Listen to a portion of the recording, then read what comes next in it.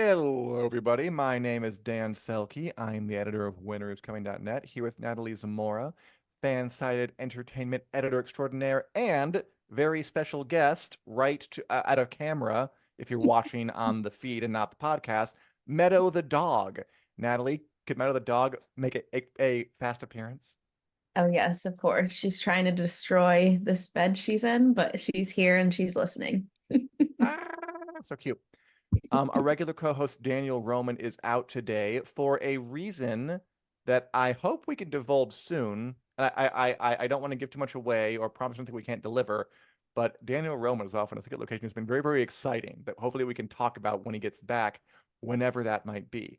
In the meantime, we're here to discuss all things sci-fi, fantasy, movies, TV, books, etc., and so forth on Take the Black, your weekly dose of all of that stuff.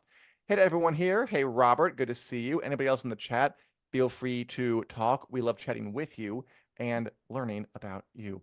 A conference, lightning bolt. Shh, I can't tell you guys where he's at. It's super secret. But okay, I am going to tease it because Daniel Roman's the longtime co-host of this podcast. He is away for a couple of weeks on vacation, but also he's going somewhere and may get something for us that I don't think you people are even prepared for. I'm not So, going to say any more than that, but because it's possible it'll fall apart. But if it doesn't, ooh, are we going to impress you, your mothers, and everyone? Natalie, how are you doing this lovely Wednesday afternoon? I'm doing well. I'm doing well. Excited to be on the show and definitely still thinking about all things House of the Dragon. I'm not ready to say goodbye. So here we are. It's been a couple of days since the House of Dragon Season 2 finale, about like almost a week for us who got it a tad early. And we have a full battery of stuff to talk about today. There's some other shows coming out. There's some spin-off news we're going to get into. I thought we would start though by uh the fallout from this, because the season 2 finale aired. The Queen Who Ever Was, which is the certainly a interesting Right. title. It's like wordplay in search of a pun, I feel like. I just don't like it. Yeah.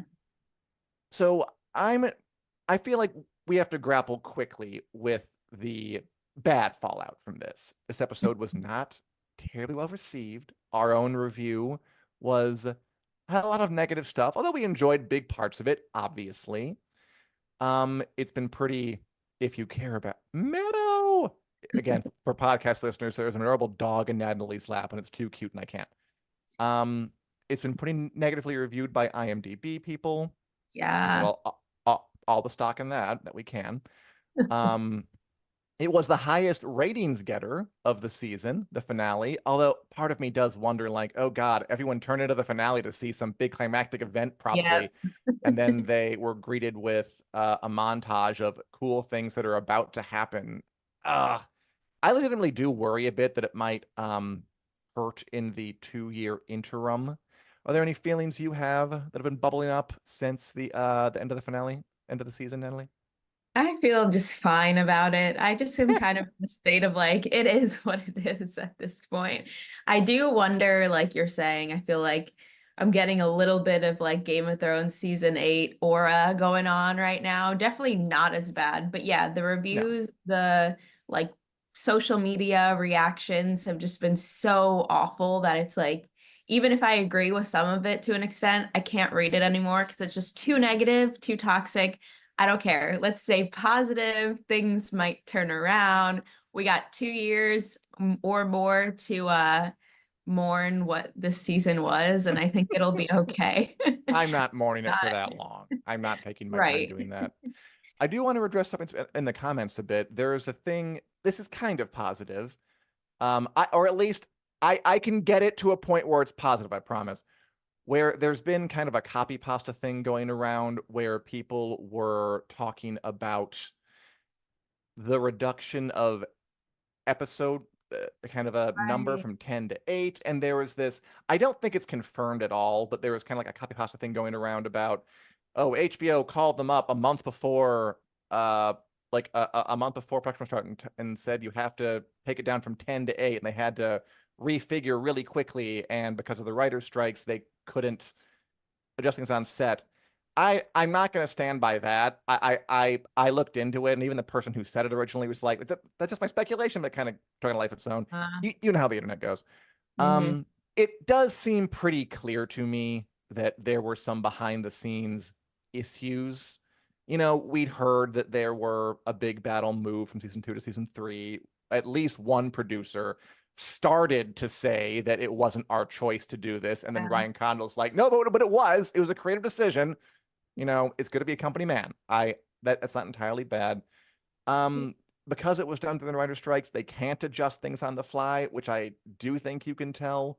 So if you Mhm. want a positive, if you were sad about this season, and again, a lot of it was really good, it does look like season 3 and beyond will be a lot smoother sailing production wise.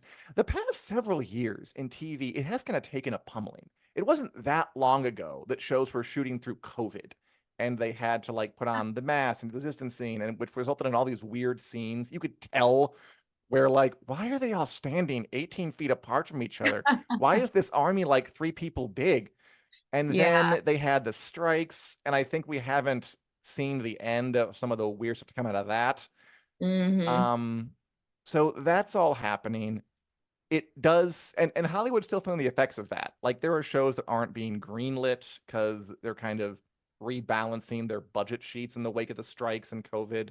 Yeah. But it looks like it's smooth sailing ahead, and I see no reason to be a doomer about it. I enjoyed season 2. There are parts that I didn't enjoy, but I'm still Yeah. looking forward to the rest of what it has to offer. Yeah. I think surely at where we are in the story, I just can't imagine it being nothing happens in season 3, but No. I don't want to jinx it, so I'll knock on wood and hope for the best. I mean, one thing I guess we didn't talk about last time was that they confirmed that not only is season 3 coming, but season 4 is coming, and that's the Yeah. final season. It's good to have a shape Yeah. for what goes forward. And again, I agree with you, Julie. I'm sick of the negativity. It's Yeah. fine. A big complaint about season 2 was that it was too slow. We've read Fire and Blood. We know what's coming. And if they want to fit the rest of it into 2 more seasons, which I think is doable, it's pretty much impossible for them to go at a sluggish, slow pace. Yeah, I agree. I don't want them to rush through things, but the way we've seen the writing so far, I don't think they want to rush anything. So hopefully, knowing that they only have 2 more seasons, it'll be a good pace that people want. But we'll see. Again, I don't want to go too deep into a conspiracy hole. I think there was shenanigans behind the scenes. I think something happened. I think the writer's strike mattered. I think there probably was some edict from on high about episodes and they had to pitch stuff they were planning. I think there were things moved from thing to thing and it kind of Yeah. messed things up. If HBO has a reputation for letting its creatives do what they want and standing back and letting it happen, that can lead to great things. It often has. It can lead to some problems too, like the final season of Game of Thrones. I think maybe a little more oversight could have helped. But generally speaking, it produces more good than bad, 100%, when you let people do what they want to do, when the creative people do what they want to do. And I hope that for the final 2 seasons, without these kind of external forces bothering them, we get the best version of what this show can be. Yeah. Agreed. Agreed. And hopefully, whether it's the writers or HBO execs or a combination, not that I want them to see all the toxicity, but I think a little bit of negative reviews will be good for them moving forward, maybe. You always wonder that, don't you? Like, it's Hmm. hard to put yourself in their shoes, but like, if you were a producer, would you seek out what people are saying? I think I would. I think I'd be able to Yeah, stop myself. But I know the good advice is to not do it. I know. I mean, yeah, that's what I wonder too. Like, how much of it do they have a debrief? And it's like, here's what everyone is saying. I mean, at a certain level, I think they do, but I don't know if it's every producer and writer, which is probably it. It's probably different from network to network too. I can imagine like Amazon doing like paying like a consulting firm to do a debrief on how people thought about things and then coming back and saying, or Disney, ooh, yeah, and saying here's what to Yeah. fix. It's harder to see HBO doing that. Which again, it's pros and cons, pluses and minuses, merits and demerits of every approach. It's all just a rich tapestry. But that's where we are. I enjoyed the second season. Battle of Rook's Rest was great. Lots of good character stuff. There was stuff I didn't like, but I remain an optimistic Oliver about the whole affair. Same. Work. And I remain optimistic about the next Game of Thrones spin-off show, A Knight of the Seven Kingdoms, which is coming out sometime next year. We don't know quite when, Mhm. but they've had this one development for a while, based on the Tales of Dunk and Egg novellas by George R. R. Martin about a very tall knight named Dunk and a very short boy named Egg team up to have adventures. We got our first official footage of it in the little HBO sizzle reel. That is Peter Claffey as Dunk, a kind of thick-headed. In the book, he's like 6'7". I don't think he's gonna be that tall in the show. Knight who kind of goes to a tourney, signs up for the lists, and gets into an adventure. And then we also had a picture of, I think, Dexter and I don't know Mm. why I didn't write down these names. Dexter and Soul, I believe. Dexter, Soul, and Soul. That's cheating. As Egg, the diminutive, bald-headed squire to Dunk, who is the, I don't know, Rizzoli to his Isles, the Scully to his Mulder, the Brains to his Brawn. There are other comparisons I'm sure you could make. Should be a fun show. I'm a tad nervous about it, obviously, in the immediate wake of House of the Yeah. Dragon, but I don't see why I should be. I mean, it's HBO making an adaptation of a really good novella, and it's written by, managed by a dude named Ira Parker, who wrote one of my Mhm. favorite episodes of House of Dragon season one, the one where Rhaenyra goes out on her date with her uncle and Yeah. goes through the streets of King's Landing. That was a really fun one. I love that one. So the signs are good. And again, even if there's a storm cloud above me threatening to rain, I'm going to shoo it away and I'm going to go into it with open eyes and an open heart. Amazing. Yeah, I'm excited for this one because I really know like little to nothing about it. So I'm excited to go into it just with no real expectations. All I know is this Yeah. takes place after House of the Dragon, right? Yeah. But before Game And of Thrones. Yeah. okay, gotcha. I'm excited. Do you have any speculation on how many seasons it will run? I know it's a novella, so it's shorter, I'm assuming, right? It's a little shorter. Yeah. It's going to be 6 episodes, which honestly might be pushing it a tad. But if they're good, that they can do it. There are 3 written. Mm-hmm. Listen, we'll cross that bridge when we come to it. Frankly, the worst case scenario is another Game of Thrones situation where they get there, want to do more, they aren't written yet. I mean, it's Yeah. impossible to tell. George R. R. Martin's like, I'm going to write 12 more. And like, who knows if that's true or not, what that means. Um, Someone said that it'll be interesting. Who was it? Melissa, that if we're watching a Game of Thrones show that's not about winning the throne, I think that Yeah. could be, which it is, because it's much lower stakes. I think that could be really refreshing. Yeah. They just have to go into it keeping in mind the scale and the staging of it and not try and make it bigger than it is. And it could be great. I actually haven't read the novellas. I own the book now. I'm going to read it after I'm done with my, before it goes on. Easily, easily, easily. Daniel has read it here. Someone asked where Daniel is. Robert, what someone, well, somebody did. And I'll just say, reiterate, oh, where is Daniel? Doing something awesome. And don't you worry about it. And we'll talk about it later. Yeah, I'm in on this. Nice. Yeah, I'm excited. I feel like when they first announced it, I was surprised that that's what they chose because I know everyone wants Aegon's Conquest, they want Robert's Mm, Rebellion, other things that we're familiar with to an extent from the Game of Thrones from the original show, but at the same time, I do think that since it is so different, it might be refreshing and it's something that we don't maybe have the same expectations or pressure for. So that should be good. I'm hoping and praying. It could be a great refresh. And ideally, it's perfect because you get one season House of Dragon, one season Night of Seven Kingdoms, and then you just go back and forth. That could be Yeah. perfect if both shows hold up there under the bargain.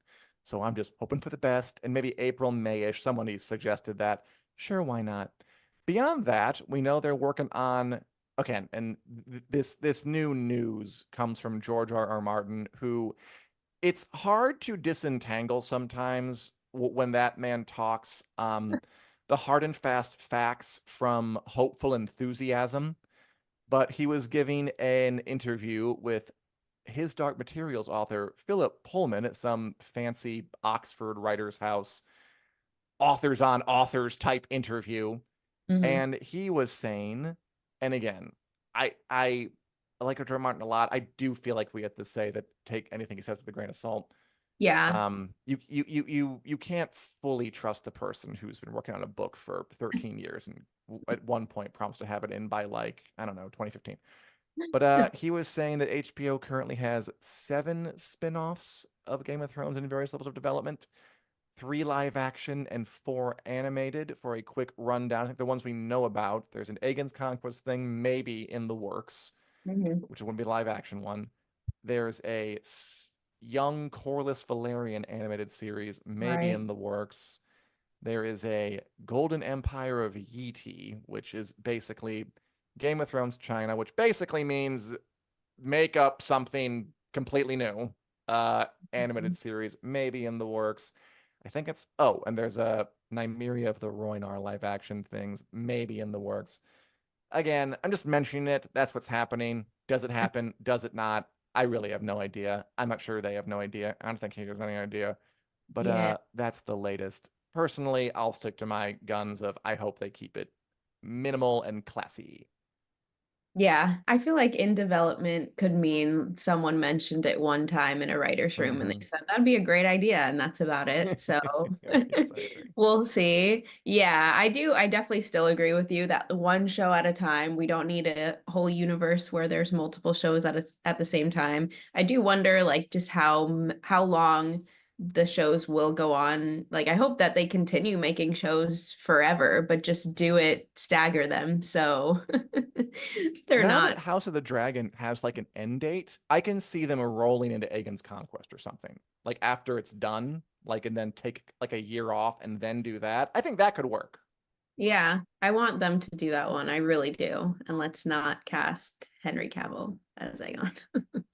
Henry freaking Cavill, man, just bounce from thing to thing and still have the internet up your butt, just praising everything you do. I like he's a good actor.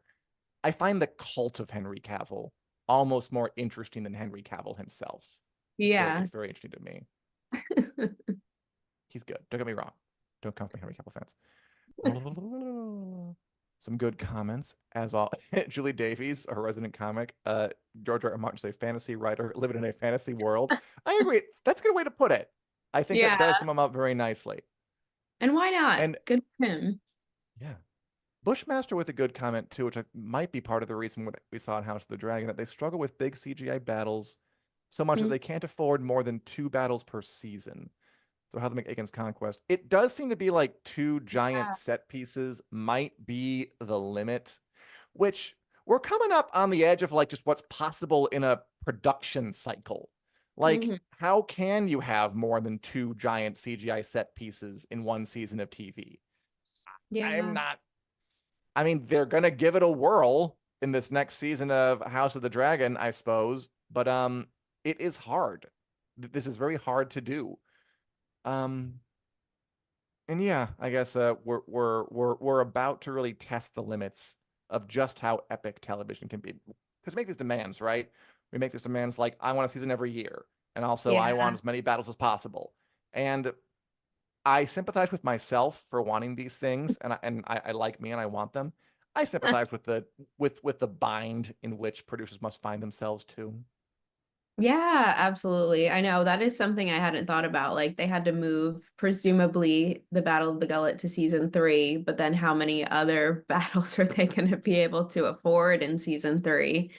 So it's Yeah. interesting. I wish HBO or whoever would just give them more budget. I know it's easier said than done, but you would think there's more battles, more people are watching it because Hmm. that's what they want, but that's why it's not my job. It's not our job. It just should be. Yeah. HBO though, I mean, we know they have money because HBO's doing a Oh. ton of stuff. They actually dropped the Dunkin' Egg thing came from this sizzle reel they dropped where they showed off a lot of the things they have coming up, and a lot of it looks, I would say, pretty good. HBO Yeah. hasn't lost the shimmer. Yeah. They're in this space where have their roots in this like high quality prestige drama of the past, Mhm. trying to merge it with this like new kind of IP heavy future. Yeah. So far, it's working pretty good if we look at this list of things they had come up with sizzle reel. So we got Industry Season 3, starring Mr. Kit Harington as big bad business guy this Sunday. And Yeah. I'll ask your opinion on that later because I put it in the lightning round because I forgot it was in this part. Hmm. So hold, please. We got The Penguin on September 19th. That would be more of an IP thing. Does that interest you at all? I actually might try it. I'll probably I watch might the try first it. episode. I love Colin Farrell, and I thought he No. was really good in the Batman. So I'm curious. I'll check it out. I am curious too to see how does HBO do a Batman villain Yeah. show. I'm just curious. Like, does the classy prestige thing hold over for this kind of pulpy IP thing? We'll find out. Mhm. We got another IP thing, Dune Prophecy, coming in November, which I will again, I'd say kind of similar to that. I'm curious. I'll check it out. There's no Yeah. reason a spooky, heavy Dune TV show couldn't work with Benny Gesserit intoning all kinds of solemn things about I'm kind of tired of prophecies right now, to be honest with you. Uh, Too many about prophets. too many prophecies. Does that interest you at all? Dune Prophecy. Yeah, I'll watch that. Dune, like I had never read any of the books, and so I'm not familiar with the lore. I loved the movies, so Movies I'll were check it good. out. And then we got and they didn't say this, but it's going to come out this year. The franchise, which I am a fan of, because I like Armando Iannucci, who did Veep, which is hilarious. So I've checked that out. Yeah, like a kind of a parody of big IP cinema of like Yeah. Marvel. That could be good. Definitely love I love the premise there. Are you a Um, Veep fan? I've never watched Veep, and I want to. I've heard only great things. So Yeah, yeah, I I think loved it. I don't know like exactly your taste. I feel like you would like Veep. I thought Veep was yeah, fantastic. And the same I need guy to watch it. skewering Marvel, I could see it. Yeah, yeah, that premise alone, I'm like, that sounds great. Yeah, I'm on board. And then next year, again, kind of wall to wall hits, The White Lotus season 3. I'm definitely there for that. Oh yeah. Oh yeah. I love that show. Great show. But that's like two back-to-back banger seasons it had. So I'm Yeah. all in for that. Do whatever you want.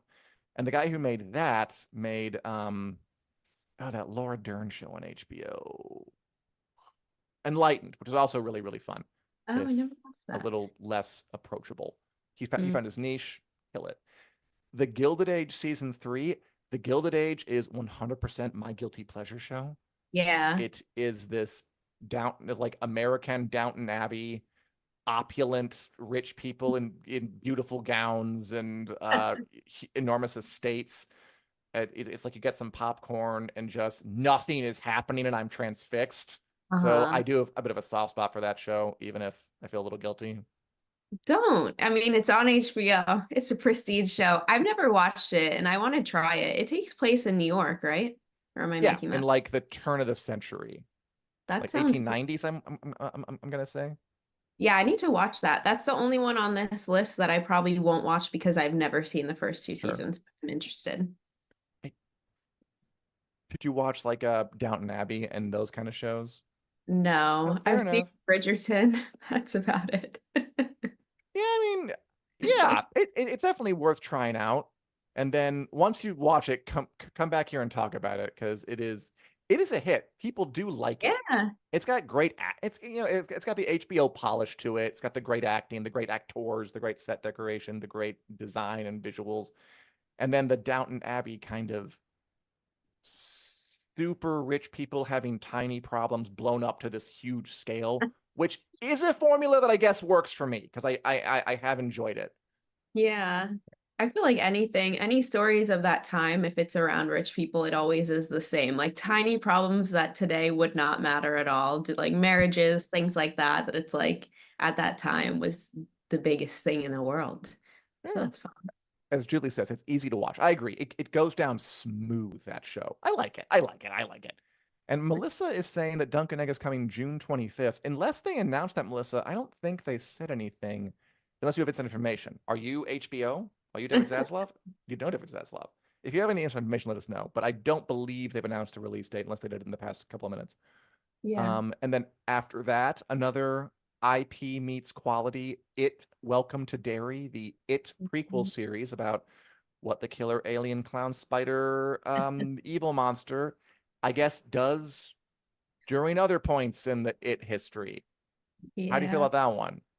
That one I will be there the second it comes You like out. horror, right? Yeah, this is him right there, Pennywise. I am absolutely obsessed with it, with the story of it. They have a lot of lore to go off of too, so I feel like Yeah. it will be good. Andy Muschietti is making it, probably butchering his name. Like him, he made the movies, Yeah. so I'm bored. And Bill Skarsgård's going to be in it, so it has everything that I need before it comes out and I actually watch it. So yeah, I'm excited. The pedigree's pretty good. Yeah, I'm curious too. Like, I don't think any of these has been a no for me so far. Some of Yeah. them are a I'll try it out provisional basis, but I have liked them all. And then finally, probably the biggest, and by the way, and Melissa said that the June 25th Dunkin' Egg date is on Google. Melissa, I'm going to say we're like knee deep in this crap all day. I do not believe that there is an official release date. So I would be wary of what you find on Google regarding this until further Yeah. notice. And finally, the big one for next year, probably The Last of Us Season 2, which I put a couple of images here. I chose because I'm a giant dork and I played the video game and I recognize these. This like kind of barn dance where Ellie and Joel have a bit of a argument is a big scene from the game. This is made by the folks who make the video game, so Yeah. you can really tell they want to do it kind of not one to one, but close, which Mhm. sometimes I wish the House of the Dragonfolk would do that. But Yeah. I appreciate the faithfulness. And then this next, I didn't choose Joel or Ellie because we all know what they look like. Okay, they're in it. They're in it. Pedro Yeah. Pascal and Bella Ramsey are coming back. So we're zombies. And then those are the Seraphite cult members from The Last of Us Part 2 that I remember. Killed so many of those guys. But did you enjoy the first season of The Last of Us? Oh, I loved it. I thought it was incredible. Like 10 out of 10. I don't even remember if I had issues with it. I don't remember what they were at this point. So I'm really, really excited. I have not played the game. I'm not a big gamer, though I do Yeah, want to, though I have an Xbox. So there are things preventing me from playing right. it. I do really want to play it. And yeah, I think it'll be inevitable that we'll be comparing season two of this to season two of House of the Dragon, not by content, but just by quality. And I'm really hoping this season is better than House of the Dragon season two. I think it almost definitely will be. They have a. Yeah. I don't think you need to play. I mean, play like if you like a TV show, it's one thing to go read the book, but like asking people Yeah. to play games is as a higher bar. Mhm. Um, it's going to get more common, I guess, as more and more games get turned into TV shows and movies. But I don't think anybody's going to get upset if you don't play the video. It's such a big ask. Like Yeah. that's like potentially tens of hours of playing for a TV show that you have to like engage in and fail at and go back and do. It's a whole Yeah. other thing. It is good though. It's a good story. It's a little more complicated this season. I'm gonna predict it's going to be a edge of your seat kind of thing. I think that'll be really good if they build on what they did in the first season. And I know they're not going to change a lot because Mhm. they were so committed to doing it kind of, again, not one to one, very close. So I'm looking forward to that one a lot. We don't know the exact release date. Yeah. Melissa just confirms, what do we think about so it's probably not June 25th, but a summer release date for Night of Seven Kingdoms next year sounds about right to me. I mean, I don't think summer's bad for these shows. Like House of the Dragon got watched. It was it was a hit. For the big fantasy shows out there, it's the biggest one. I guess I wish they released it maybe in the spring or the fall because I'm more indoors during that time, but I think Yeah. summer's fine. Yeah, I have no preference really. I feel like the past few years there have been a lot of huge summer shows. Like I'm thinking Stranger Things also. Yeah. So yeah, I have no preference. Yeah. I'm easy. And no, Julie, we don't know a release date for the Wheel of Time either, although we'll talk about that a little later in the show during the Lightning Round segment. But when a show that is coming out literally tomorrow, and that I Yeah. know I'm gonna go ahead and tempt fate just a tiniest little bit. We can say that you've seen it, right?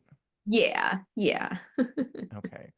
The Umbrella Academy, season 4, the fourth and final season of Netflix's offbeat family comedy dramedy drama superhero show comes out tomorrow. A show that I've liked for the first 2 seasons and then sort of Yeah. let go because I heard the first season was like meh, and I never got back on that horse. But you did, Natalie. How's that horse going? Yes, I did. I loved the first two seasons. I really, really thought they were so great. The third season, I didn't really like. And it wasn't like there was a huge problem with it. It was just kind of pacing and they were trying to do too much. And it was just also, it's kind of the same thing every season. They're trying to stop the Sure. clock. Yeah, yeah, yeah. So after 2 years of it, it gets a little boring. So I was kind of turned off by the third season. I didn't even really want to watch the fourth season, if I'm being honest with you. I was just too bitter about it, but What I am changed? for work, some coverage Okay. Cool, because cool, I cool. was caught up on the show. I volunteered to cover it. Yeah, I have to be careful with what I say because the review embargo is tomorrow for some reason. But Mhm. I think if you watched all three seasons, obviously watch the fourth season. If you watched all three and you didn't like season three, like me, I think you should still watch season four. It's the Nice. final season also. So yeah, and I think I rewatched the trailer and read the synopsis just to make sure there would be no spoilers. But yeah, they've confirmed that, it takes place after the timeline reset that happened in season three. They don't have their powers anymore, so they're kind of living a normal life or trying to. But of course, that's not going to last long because there's another big event coming soon. So No. yeah. I love the cast. They're really good. Soundtrack always great. And yeah, it's like super funny in a way that I like because a lot of times I think this happens with like Marvel, for example. It's just not my humor. I don't really love the Sure. classic like action humor that's in a lot of movies and shows, but this humor actually resonates with me. So it's a good show. I'm excited that it's back and then yeah, it'll be over. So at least it didn't go on for way too long. Exactly. Nobody likes that. I know that like you said, you can't say anything too specific. I'm going to speak for you, and it sounds like you enjoyed yourself. Can you give us like, I don't Yeah. know, like a thumbs up or a thumbs down or some kind of vague impression? Yeah. Okay, the thumbs up, everybody. She liked it. Voices of Umbrella Academy, bringing it to an end. Worth watching. I'm glad. I like seeing a inventive show, an off the beaten path kind of show like the Umbrella Academy, getting Mhm. a good send off, even if it had some bumps in the road. I like that. And as Julie says, say good or okay. She gave a thumbs up, and as far as we're going to push it before Netflix. Oh, what's Netflix going to do to us? Um, I'm glad. Perhaps I'll. Oh, here's a question.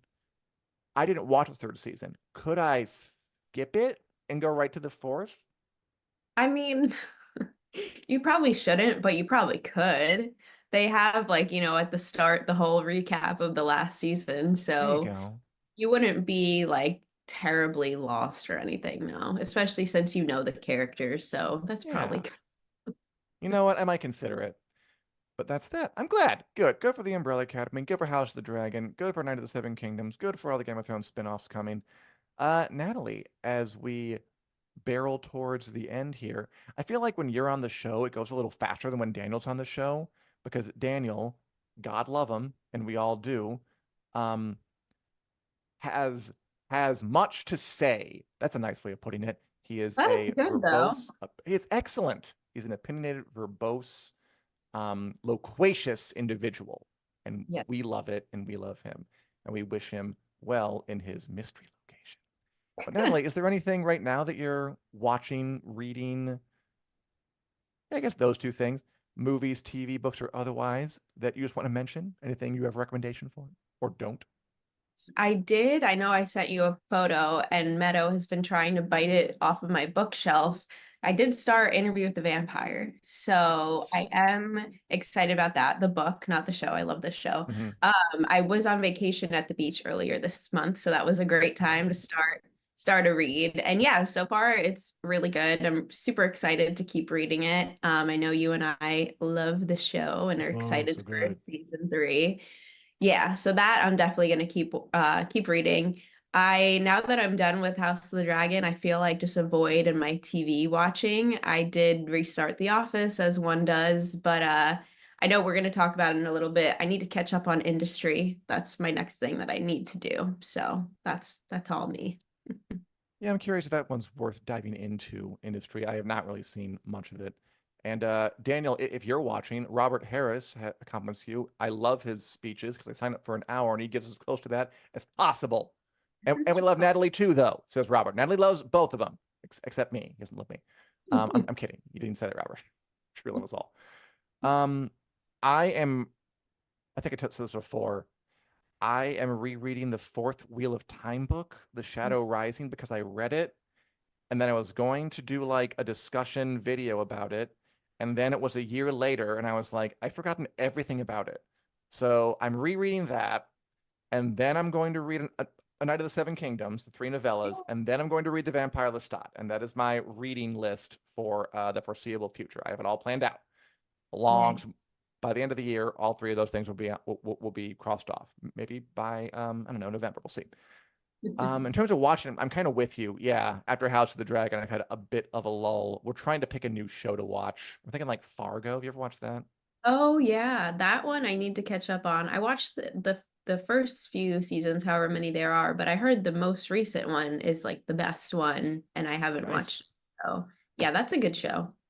Love a show that builds. And then my other, not guilty pleasure. I don't believe in guilty pleasures. Then when I'm done with my work and I've had a long day and I just want a small drink and some and no one's here and I have some me time. I've been watching Sex in the City on Max The new and one. just enjoying that journey. I The never original. watched this show. One. Oh, really? Oh my gosh. Oh, those wacky women. They're all new to me. All their adventures, all their misadventures in romance. Yes, they're all very new to me, embracing and still relevant, but also very 2000s too. So it's been a Yeah. fun little journey. Some of it didn't age well as expected, but no, that is one of my favorite shows. I love Sex in the City so much. So I hope you Nice. enjoy your journey. I definitely am. I am enjoying the journey. You're right. Some stuff it feels like you kind of had to be there to do it. Like there Yeah. are some things. I feel like folks say this too often, like, oh, they could never do that today. Yeah. I don't think it's really true. Some things they probably shouldn't do today. And there are a couple of instances like that. Mostly it's pretty fun. And Martha wants me to try Outlander. I I'm want gonna to level with you. Sorry, go ahead. No, I was gonna say I want to watch it. I just never am in the mood. I've never seen Why it. is that show so hard for us to get into the mood for? So many Yeah, people like it. I don't know. It seems, yeah, the premise, it seems very appealing, and then I sit down and I'm like, oh, I'm not gonna watch that for whatever reason. It's if it's like Outlander or if I'm like if it's the night and everyone in the house has gone to bed and I'm a bit of a like a night owl kind of guy. I tend to stay up a little later and it's just me and the dog. And I have the option between starting an epic journey through time with Outlander or seeing who Samantha sleep with on Sex in the City. It's just easier to just choose that, it seems to me. But hopefully I'll get around to it someday. And I'm sorry for all the folk who are waiting on that. All right. What a great show we're having. Oh, yes.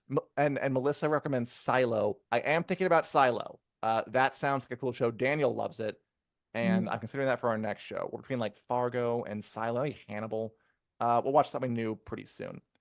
And Nicole's watching the Decameron on Netflix. Funny and Okay. sweet. Very nice. Finally, Natalie, are you ready to go through the WiC News Lightning Round, where we go through a bunch of stories we didn't have time to get to in the body of the show and give our 20-second opinions on it, no more or less? Yes, absolutely. For your sake, I did put these in order and tried Okay. to give you ones that I thought would be tolerable. And I'm going to start by asking you one. I Okay. assume you've seen Squid Game. I guess I could be wrong. But Natalie, did you know that Squid Game, the very popular Netflix dystopian game show, will Mhm. return for season 2 this December, and then we'll wrap up with season 3 next year. Yes, this is definitely really exciting. I have not It is. seen Squid Game, shockingly. I need to It watch is it kind of before shocking. season 2. Yeah, it's weird. But yeah, people have been waiting for this for a long time. They wrapped filming for season 2 a long time ago, supposedly. So yeah, people are really excited about that. It's one of Netflix's biggest shows. So yeah, that'll be a big one. And it comes out like right around Christmas time. So I'm sure they've been saving it for, that time. So yeah, exciting stuff, definitely. Yeah, no buzzer. You must have done perfect. I know. I was like, wait a second. I wonder if it's off. Oh well. After the next one, we'll just kind of uh play it by ear. And I agree. If I recommend any show to you, Natalie, Squid Game, I loved Squid Game. I mean, Okay. me and literally everyone else in the world did. Right. It was very good. I'll Okay, watch it go ahead before. and go ahead and ask me. All right. Disney pulls the plug on the Lando show starring Donald Glover. They did. They were making it was one of like 30 million Star Wars shows they were making. They put out the act, they put out Skeleton Crew was going to come up, Ahsoka, et cetera, and so forth. They were making a Lando show starring Donald Glover. No more. They're just not going to go forward with it. I think Disney is trying to pull back. I think they have overextended themselves. I think they know they've overextended themselves, and they're trying to size down a bit. And I think it's probably for the best, Hmm. but mileage may vary. Natalie, here's a fun one. Irish swimmer Daniel Whiffen won gold at this year's Olympics years after he was an extra in the Red Wedding on Game of Thrones. This is awesome. I saw this story on winnerscoming.net and thought it was really, really fun. I would say I wish I watched him compete, but I wouldn't have recognized him as an Yeah, extra. of But course. that's awesome. Red Wedding is still one of the best episodes of TV of all time. And it's great that Game of Thrones is so huge that I feel like so many extras and guest stars have gone on to do really cool things. Like half of Ireland, I'm sure, was in that show at some point. Yeah. All right. Our next one is definitely exciting. The Orville will reportedly begin filming season 4 early next year. Yeah, the Orville, this Star Trek Master Seth MacFarlane, Daniel turned me on to the show. He loved it and he wouldn't show about it, so I finally watched it. I thought it was great, just really earnest and fun and kind of pure-hearted, but still zany and wacky and enjoyable. And it's been on the bubble for a long time. Season 4, I would watch the crap out of a final season of the Orville. I think they've earned it. They've done a great job. I'm very excited about that. I hope it goes through Awesome. on probably Hulu, I guess. Mm. Natalie, you live in New York City, the same place that Samantha Jones lives. Yeah. Um, Stranger Things, The First Shadow, the Stranger Things play is coming to Broadway. Would you see that? Possibly. I know they had it in London and people loved it. It seems interesting to me. The only reason I'm hesitant is I know the prices are going to be outrageous Oh for God, I can't even something like imagine. this. But yeah, no, it sounds great. Stranger Things is one of my favorite shows, and it is coming to an end next year, presumably. So that's cool. Yeah, very nice. All right. Our next one is Peacock dumped Sam Esmail's Yeah. remake of Battlestar Galactica. Excuse me. Yeah, Sam Esmail, I don't really know how to say it either, was the guy behind Mr. Robot, and he kind of had some cachet for a while. Battlestar Galactica, beloved sci-fi series from the 70s and then remade in the early 2000s. I'm a fan. I wasn't a super fan, but I liked it. He was trying to get this remake off the ground, Battlestar Galactica, and just it kind of, again, it was kind of post-COVID, post-strikes, just things are being culled, and this is one of them, which is too bad. They might shop it around. I'd go to Apple. They seem to love sci-fi with a bottomless need. Natalie, Industry Season 3 premieres this Sunday. Are you into this show?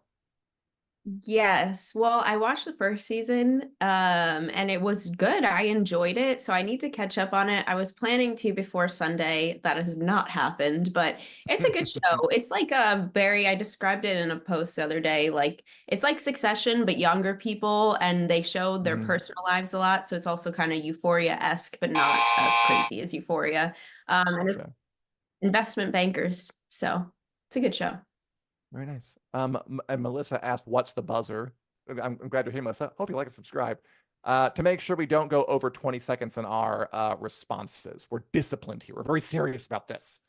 Yes. And oh, finally, I think the last one's for me. Yes, and our last one, which I need some tea on this. The Wheel of Time might be in danger of cancellation. Tell us about There's this. this video went around yesterday about a guy who says he talked to people on the inside and is saying that they aren't going to renew it for season 4 unless like until after season 3, and only if season 3 kind of improves numbers. Again, like Amazon's got money, but even they are thinking like, how long can we keep this up? What they should do is cancel Rings of Power and just give it all to Wheel of Time. What they should do, but I'm not in But they're charge of not this stuff. going to. I hope it'll be fine because that show is a lot of fun. And that's our show for everybody watching. Thanks for sticking around. Don't worry, maybe, possibly Julie. She says, "Oh no, I'm gonna hope it's gonna be okay." Uh, so we'll update you on that as we know more. But we're here every Wednesday at 2 p.m. Central Standard Time, 3 on the East Coast, 1 on the mountains, and noon over in California. We talk about sci-fi, fantasy, movies, TV, books, etc., and so forth. We're also available in podcast form, wherever they're available, YouTube Music, Google, I don't know, elsewhere. And of course, give us a like, give us a subscribe. We love to talk to you, and we love to have your adulation in digital form through clicks, likes, and letters. Thanks for watching. Natalie, thanks for coming. Oh, I wanted to ask you really quick about the Stranger Things things. Are you a Broadway person? Just out of curiosity. Do you go to Broadway shows? No, not really. I from time to time, but I'm not a Broadway person, no. So that's maybe another reason I'm not jumping at this Fair enough. opportunity. You know, my brother lives in Brooklyn. So if you ever Yeah. see a guy who looks like me but with glasses, um, confuse him and say hi. Okay. Will do. Perfect. And that's our show. I'm sorry we left you with a bummer, Julie. If you want more bummers, come back next Wednesday, talk to us live, and we'll be happy to talk back. See you, everybody. Bye.